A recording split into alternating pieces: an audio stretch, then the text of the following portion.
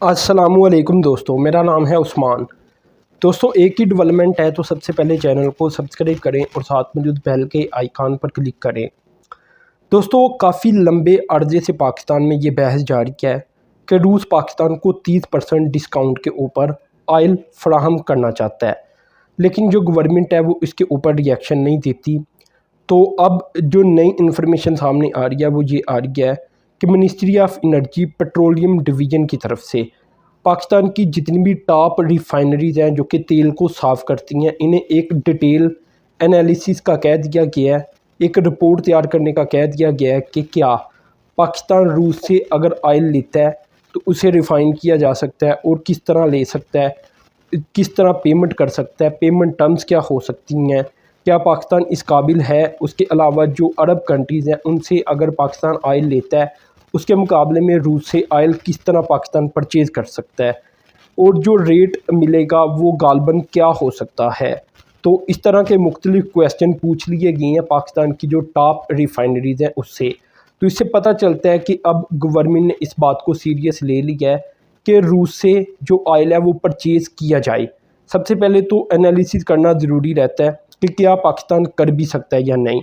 अब दोस्तों, जो एनर्जी मिनिस्टर है इनकी जानिब से जो एक राइटिंग की गई है, यानी एक लेटर लिखा गया है डायरेक्टर्स को, वो पाक अरब रिफाइनरी लिमिटेड है, नेशनल रिफाइनरी लिमिटेड है, पाकिस्तान रिफाइनरी लिमिटेड और बाइको पेट्रोलियम पाकिस्तान लिमिटेड है।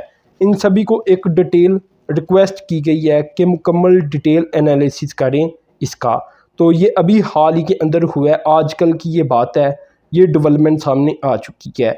अब गवर्नमेंट को क्यों ज़रूरत पड़ी है ये भी बात याद रखें कि एलएनजी पाकिस्तान मंगवाता था, इंपोर्ट करता था और इसके ऊपर बिजली भी चलती थी और जो पाकिस्तान की ज़रूरत है वो भी पूरी होती थी बाकी। तो एलएनजी तकरीबन सारी यूरोप परचेज़ कर चुका है, क्योंकि रूस के जो पाबंदियाँ यूरोप ने लगा दी हैं रूस के ऊपर यूक्रेन के साथ जंग की वजह से, उस वजह से जो बाकी मार्केटें हैं जहाँ से पाकिस्तान भी परचेज़ करता था वहाँ से यूरोप ने परचेज़ कर ली है सारी एलएनजी। तो ना होने की वजह से जो एलएनजी का प्राइस है वो बहुत ऊपर जा चुका है और पाकिस्तान इतना अफोर्ड नहीं कर सकता। इसका रीज़न ये है कि इससे इतनी ज़्यादा महंगी बिजली बनेगी कि पाकिस्तान मतलब उसकी इंडस्ट्री भी तबाह हो जाएगी, आम लोग भी तबाह हो जाएंगे और ये $40 के करीब पहुंच चुका है पर MMBTU। तो पाकिस्तान ये परचेज़ नहीं कर पा रहा और ना ही कोई इतनी ज़्यादा बोली पाकिस्तान को मसूल हुई है। अभी पीछे पाकिस्तान ने कोशिश की थी तो सिर्फ एक ही कतर एनर्जी की जानिब से बोली दी गई थी और वो कोई तकरीबन $40 पर MMBTU के लिए दी गई थी और जो विंडो थी ये 30 जुलाई से 31 जुलाई तक की विंडो थी कि उसके अंदर पाकिस्तान को कार्गो डिलीवर किया जाएगा। तो ये पाकिस्तान अफोर्ड ही नहीं कर सकता इतना ज़्यादा रेट अगर देखा जाए। तो दोस्तों, ऐसे हालात में अब पाकिस्तान की कोशिश है कि रूस से ही देखा जाए कि अगर हम ऑयल परचेज़ कर सकती हैं तो लाजमी करें। अब यहाँ जो पहले PTI की गवर्नमेंट ये कहती रही है कि हमने रूस से बातचीत की है, लेकिन मुझे भी कोई ऐसा MOU नहीं मिला कि जिसके ऊपर मैंने वीडियो बनाई हो और मैंने कहा हो कि PTI की गवर्नमेंट ने एक MOU साइन कर लिया है रशियन गवर्नमेंट के साथ कि वहाँ से ऑयल परचेज़ किया जाएगा और ना ही रशिया की तरफ से अभी तक इसे कन्फर्म किया गया है। इसी तरह दोस्तों, अगर डिटेल में बात की जाए तो क्रूड ग्रेड का भी कहा गया, टेक्निकल सूटेबिलिटी का भी कहा गया है, रिफाइनरीज को वो भी बताया जाए कि रिफाइनरीज इस काबिल हैं कि वो किस तरह की यील्ड फ्राहम कर सकती हैं अगर तो रशियन ऑयल को साफ़ करना पड़े। इसी तरह जो क्वांटिटी है इसके ऊपर भी बात की गई है और जो क्रूड का एक ग्रेड होता है उसकी भी बात की गई है, ट्रांसपोर्टेशन की भी बात की गई है और जो फ्रीट एनालिसिस है इसकी भी बात की गई है कि अगर रूस से मंगवाया जाए तो पाकिस्तान को क्या फ़ायदा हो सकता है। तो ये कुछ चीज़ें हैं जिनको लेकर इंशाल्लाह अब डिटेल एनालिसिस किया जाएगा और इसके बाद ही मालूमात असल में सामने आएगी कि क्या पाकिस्तान अगर रूस से तेल लेता है तो पाकिस्तान को फ़ायदा भी होगा या नहीं।